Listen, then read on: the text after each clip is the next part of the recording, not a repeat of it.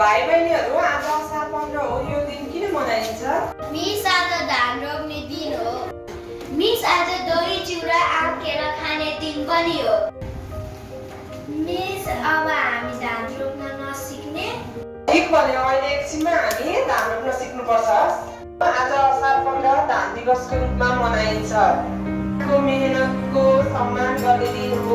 अन्न उत्पादन गर्ने किसान राष्ट्रका आधार हुन्। किसानको सम्मान गर्नु भनेको आफ्नो भविष्यको सम्मान गर्नु हो। भाइ बहिनीहरू, हामी पनि किसानलाई सम्मान गर्नुपर्छ र घरमा बुवा आमालाई खेतबारीको काम गर्ने बेलामा सहयोग गर्नुपर्छ। हुन्छ?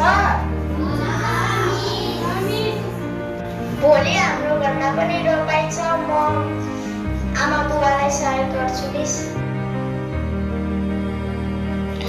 छोरी हो, आज धान रोप्न सहयोग गर, यही धानले हाम्रो घर चल्छ।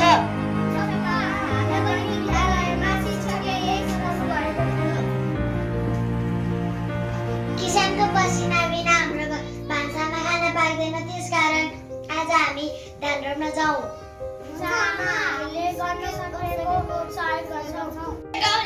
आज मधुको खेतमा धान रोप्न सबैजना मिलेर धान रोप्न जाउँ।